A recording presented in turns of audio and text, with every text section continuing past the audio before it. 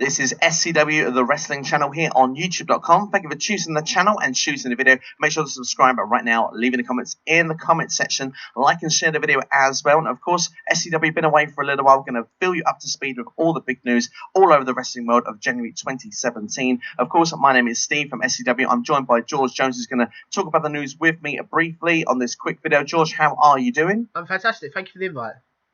No problem. Well, it's good to talk about the most important things in pro wrestling. Of course, we're going to talk about Kenny Omega, the future of Impact Wrestling going forward. Will it be a success? Going to talk about as well Chris Jericho's new deal with WWE, potentially change of championships as well in WWE. Is it harming the products that keep changing the belts all the time? And as well, Kurt Angle in the Hall of Fame. So a lot to get through in a short time. George, shall we start with Kenny Omega? Yeah, let's do this. Definitely. Well, I'll tell you what, then Kenny Omega, what a match. Wrestle Kingdom 11 against Okada. It was amazing on January the 4th. 45-minute epic encounter. If we get a better match this year, we will be lucky, honestly, because it was an incredible match. But Omega, of course, he's now left New Japan after losing that match against Okada. And what is next? What is the next chapter for Kenny Omega? Now, there are rumours suggesting that he could be coming to WWE. Other rumours suggesting that he won't be. He is listed for an event in Chile. Of course, there were rumours for the Royal Rumble. It seems kind of unlikely. His contract runs out with New Japan on January the 31st, although Dave Meltzer of the Wrestling Observer has said that there is a potential he could have already talked his way out of being on that contract because of the fact that he's already expressed on a podcast that he is a free agent. So the main million-dollar question, George, is where next for Kenny Omega? I think one thing's for sure, he's definitely not going to be in the Royal Rumble. I think looking at the list, obviously, as you said, the night before he's booked in Chile for wrestling superstars. I can't see him going from Chile straight to the Royal Rumble. I think Kenny Omega will eventually end up in WWE, but I'm predicting it's not going to be till after April. The reason why I'm saying April is because in March he's a main part of the New Japan Cup. That's sort of the whole advertising and stuff's built up around him. And I think if you look at it logistically from a business sense point of view, in April, you're going to lose people such as Brock Lesnar and Goldberg. That's when he needs to come in. He doesn't need to come in now because he'll almost get lost in the shuffle because there's so many other sort of superstars that are back, cameo appearances such as The Undertaker, people like that, that I think bringing up someone like Kenny Omega into WWE would be a waste at the moment. Yeah, I can understand that if he was to do that right now. And of course, as well, I mean, Gallows and Anderson came in after WrestleMania last year as well. They kind of found their place of when to bring them into the main roster. And I think that would be kind of a good move if that was to happen. So you think the main roster over NXT then? Would you not sort of see him going into NXT so that Nakamura could come to the main roster?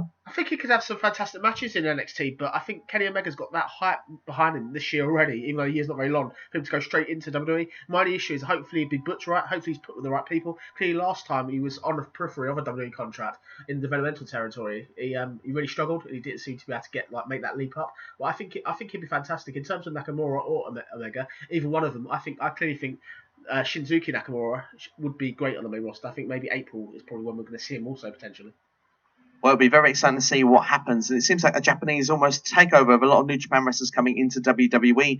For me personally, I agree. I don't think it's going to be at the Royal Rumble. I actually think maybe what you're saying would make sense. It would come in around April time. I still wouldn't be surprised if actually Kenny Omega spent one more year in New Japan because that stock is only rising. It's getting higher and higher. And I agree with you. What is kind of, in a way, sometimes it's nicer to bring people straight to the main roster rather going through the development of NXT because Kenny Omega, like you say, he has got that star potential in the making. But moving on then, in the meantime, Impact Wrestling.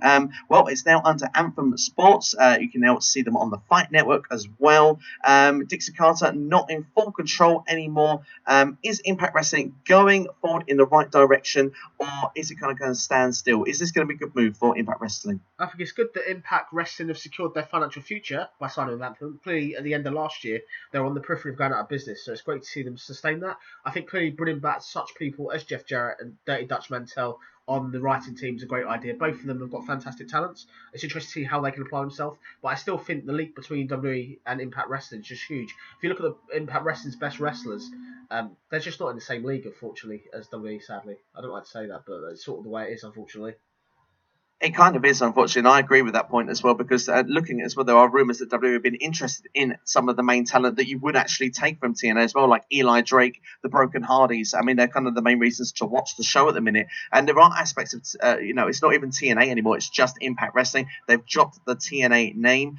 Do you think that would be a good move as well? But is TNA as a name damaged goods? Is it good to have a new identity going forward? Of course, there's the new logo as well with the eagle on the A of the Impact Wrestling. What I think of TNA is, you go back to the whole original booking of TNA, the weekly pay-per-views.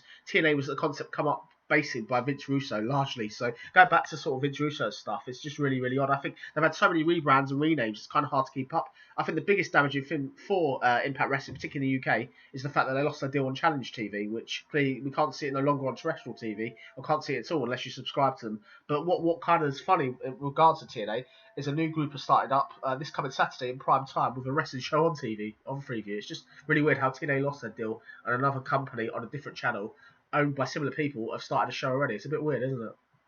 It's very interesting. Do you think that maybe then they could grab that market instead of Impact Wrestling?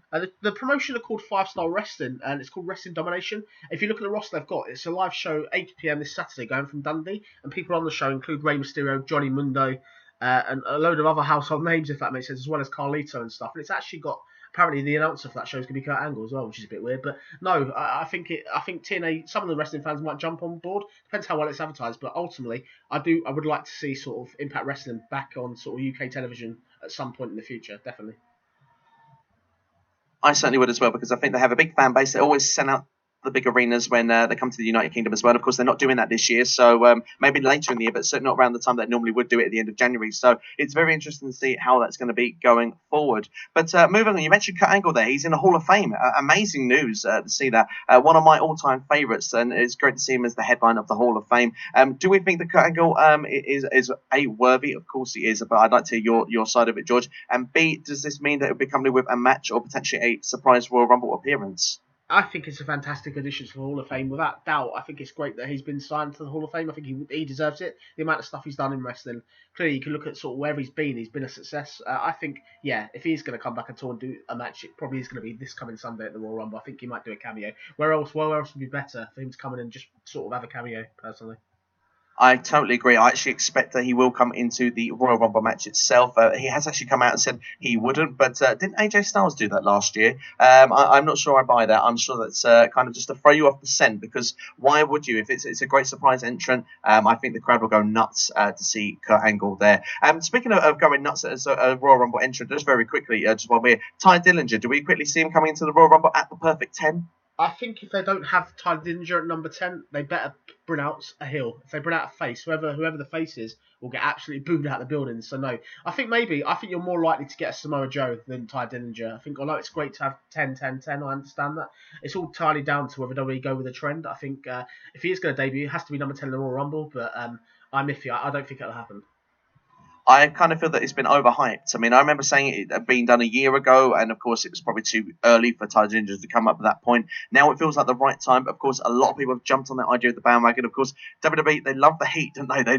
They love to kind of go, no, we're not going to give you what you want. So it wouldn't surprise me if it didn't happen. But of course, for me, I feel that it would be a perfect 10. And I actually fear that if he's not, that the fans might attempt to hijack the Rumble, which we can't see that happening again, because it's just not going to be a good thing. But we're going to come more to the Royal Rumble in a separate video. We're going to do a podcast, aren't we? Remember the Rumble. So do check that out on the channel right now if you haven't seen it already. But just to quickly finish off this particular video, Chris Jericho has announced on his podcast that he signed a new deal with WWE. It looks like he's going to be continuing with the WWE roster, as well as doing his side projects at the same time. Positive move, I assume, going forward. I mean, Jericho's been one of the highlights of Raw. Yeah, definitely. His tandem with Kevin Owens has been one of the best things on Raw, so it's really great to see Jericho stay for the long term.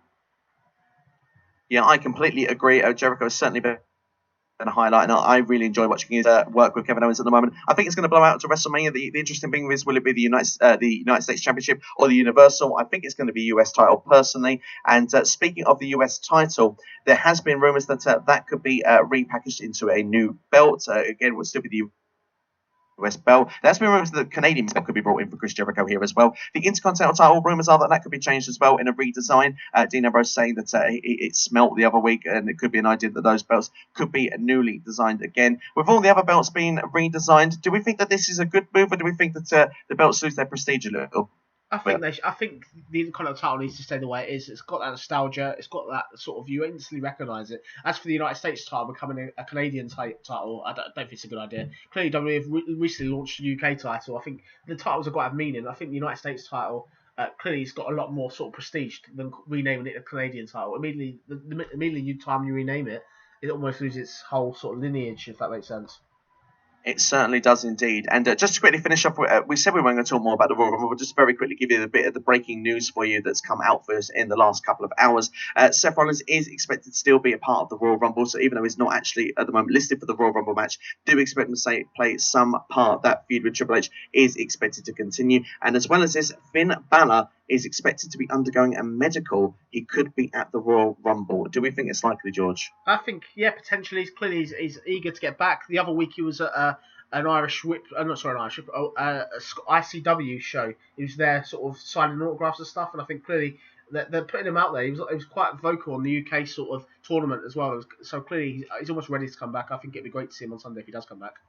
It certainly is. But for me personally, I think the only way he'll be actually used in the Rumble is if he's going to win it. I don't see him being used otherwise. But I think it'd be great to have him back. Hope he passes the medical because it's going to be the most star-studded Rumble for a long time. But if you want to hear about the Remember the Rumble podcast of SCW, then go and check that out right now. This has been the catch-up of the start of 2017, all the biggest news for you in one compact video. George, thank you for joining me for that. Subscribe to the channel right now. Leave the comments what you think in the comments below. Like and share the video as well. This is SCW, the wrestling channel, here on youtube.com. Take care.